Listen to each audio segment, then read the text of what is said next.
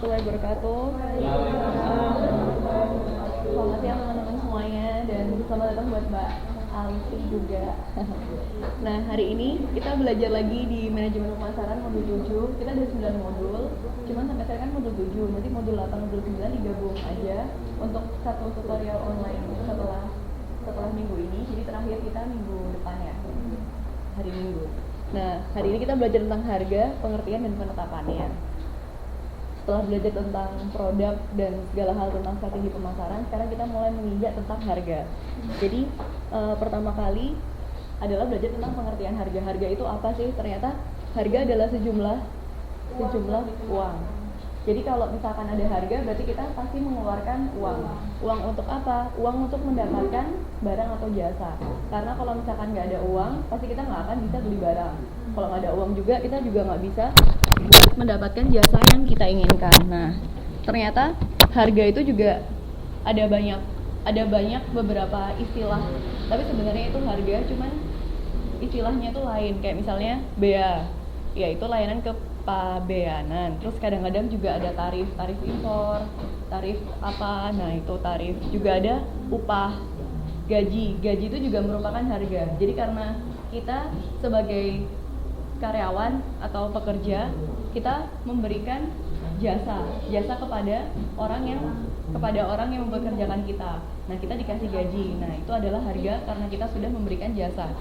Ada juga sumbangan SPP. Nah, SPP, kalau misalkan teman-teman bayar SPP, itu kan juga merupakan harga karena sudah mendapatkan pendidikan, atau karena kita mau bayar sekolah, jadinya itu adalah harga. Nggak kelihatan Mbak DJ? Iya. Oh, maju aja. Mau di sini? Ada juga bunga. Lampunya yang mana ya?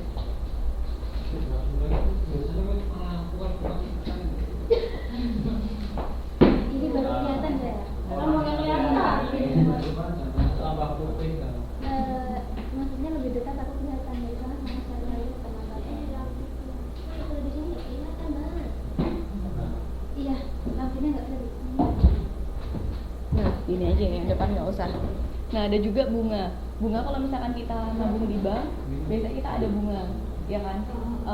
Dan biasanya kalau misalkan nabungnya 100.000, ditunggu aja deh sampai 1 tahun, tahu-tahu ada nambah jadi 150.000. Jadi kan ada bunga. Nah, ini ada banyak. Nah, ini apa namanya? Istilah-istilah lain di harga yang biasanya kita sering dengar, tapi nggak nyadar kalau itu ternyata termasuk dalam harga. Nah, sekarang kita belajar tentang peran harga dalam bauran pemasaran. Jadi, harga itu mempengaruhi apakah pembelian akan dilakukan oleh konsumen atau tidak.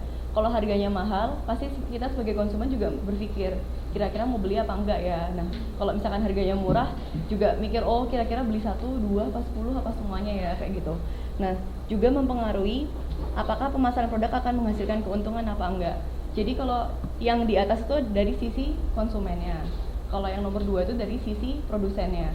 Jadi kalau misalkan kita sebagai produsen, kalau kita menetapkan harga yang tinggi, kita juga melihat kira-kira keuntungannya itu, harga tinggi itu konsumen mau beli apa enggak. Nah, kalau misalkan harganya terlalu tinggi, konsumennya malah nggak mau beli, itu kan malah bikin kita nggak dapat keuntungan. Seperti itu. Faktor-faktor yang mempengaruhi tingkat harga. Ini ada 2, 4, 6. Ada 7 faktor. Pertama, kondisi perekonomian. Kedua, penawaran permintaan.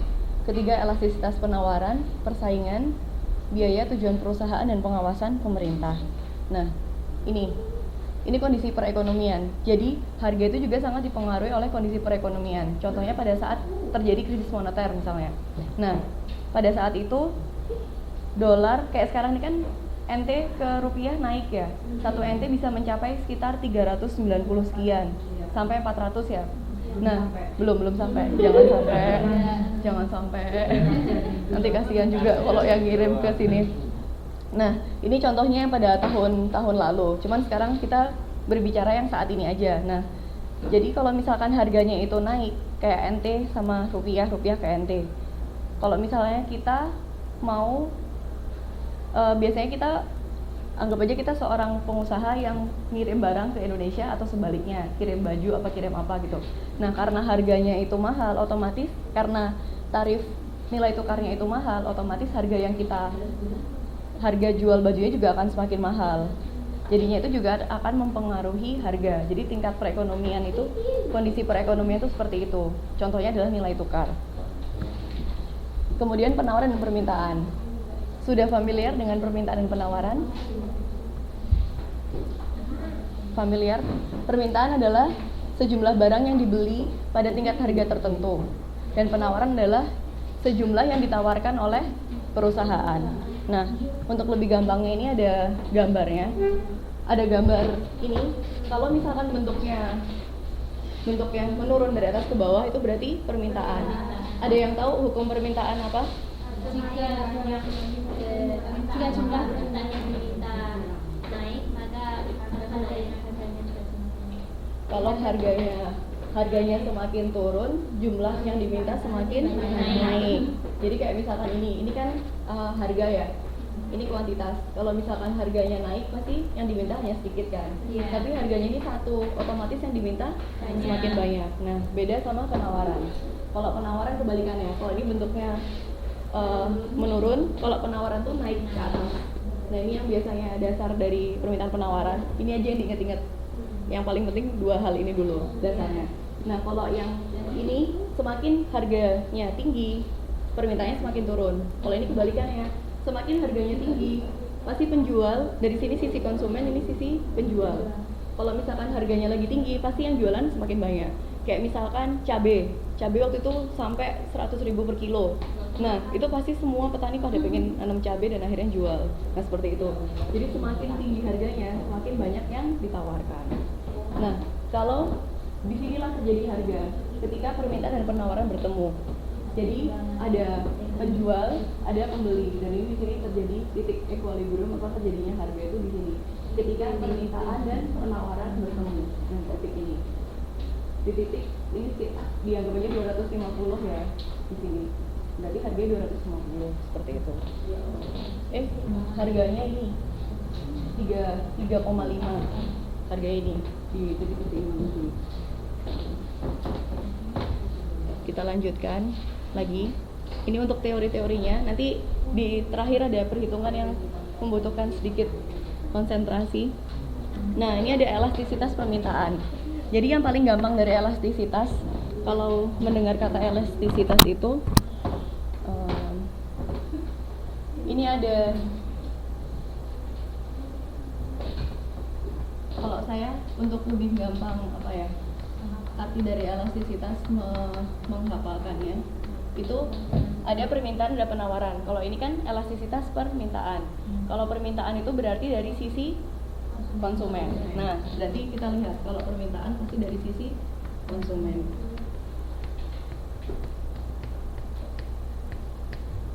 Nah, apa itu elastisitas? Elastisitas itu depannya adalah reaksi. Reaksi dari konsumen terhadap perubahan apa? Sekarang kita belajar tentang apa? Nah, perubahan harga. Nah, ini aja yang dihafalkan. Simpel kan? Nah, apa yang dimaksud dengan elastisitas permintaan? Elastisitas permintaan adalah reaksi dari konsumen terhadap perubahan harga. Kalau elastisitas penawaran? reaksi dari perubahan harga. Reaksi siapa? Nah, terhadap perubahan harga. Jadi dilihat dari dilihat dari ininya aja, permintaan dan penawaran. Kalau kita sudah berbicara permintaan, pasti ke sisi konsumen. Kalau penawaran berarti produsen. Jadi yang disebut dengan elastisitas itu adalah reaksinya. Reaksi dari siapa? Dari konsumen atau produsen terhadap perubahan harga. Karena kita berbicara tentang perubahan harga. Nah, ini yang paling diingat ya, hal ini aja pentingnya. Ada 3, inelastis, elastis, dan unitary elasticity. Nah, kalau inelastis itu apa? Ternyata perubahan harga mengakibatkan perubahan yang lebih kecil pada volume penjualan. Jadi, kalau dia inelastis, jadi adanya perubahan harga itu tidak terlalu mempengaruhi dari reaksinya konsumen itu. Misalkan karena ini permintaan ya, kalau harganya naik, berarti konsumen itu juga tidak akan berubah tetap beli. Jadi awalnya dia membeli, dia akan tetap membeli aja walaupun perubahan harganya itu tinggi. Misalkan harganya tetap naik. Karena itu harganya inelastis, jadinya dia tetap akan membeli. Biasanya di bahan-bahan pokok. Jadi walaupun hal-hal yang harganya sampai tinggi sekali, tapi konsumen itu akan tetap terus membeli. Nah itu kalau inelastis. Kalau elastis itu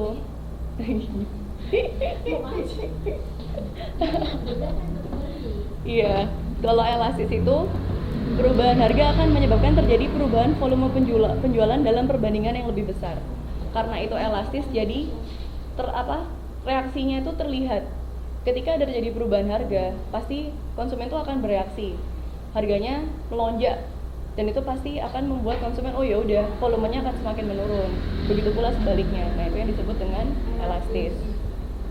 Ada yang unitary elastisitas, yaitu perubahan harga menyebabkan perubahan jumlah yang dijual dalam proporsi yang sama. Kalau yang inelastis ini, ketika ada perubahan harga, konsumen itu reaksinya itu nggak terlalu besar. Kalau yang elastis itu begitu ada perubahan harga, konsumen itu akan langsung bereaksi. Nah, kalau yang unitary elasticity ini, ketika ada perubahan harga, konsumen itu berubahnya itu sama dengan perubahan harga itu sendiri. Misalnya harganya naik 10%. Nah, volume yang diminta oleh konsumen juga akan berubahnya itu hanya 10%. Nah, seperti itu.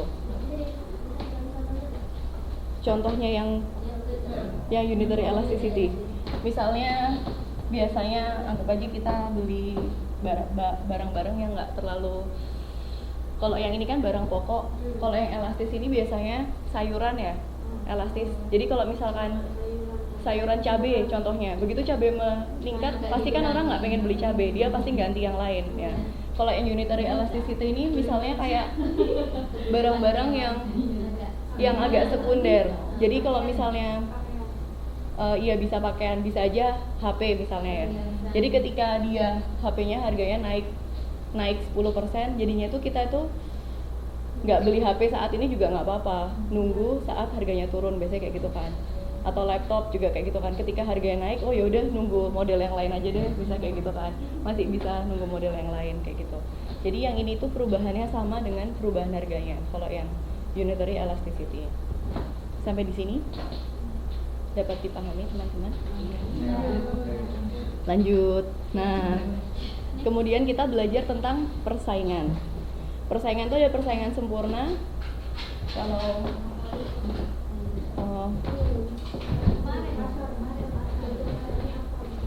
iya, bentuk pasarnya apa? Nah, kemarin itu awalnya. Jadi bentuk dari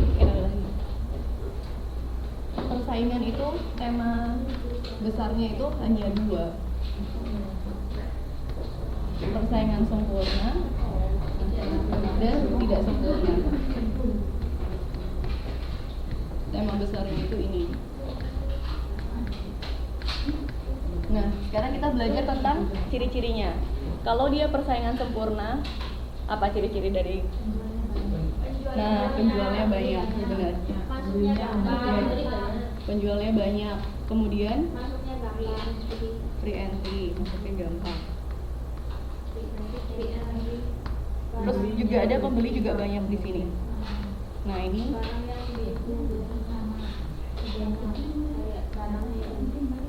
barang rata-rata sama.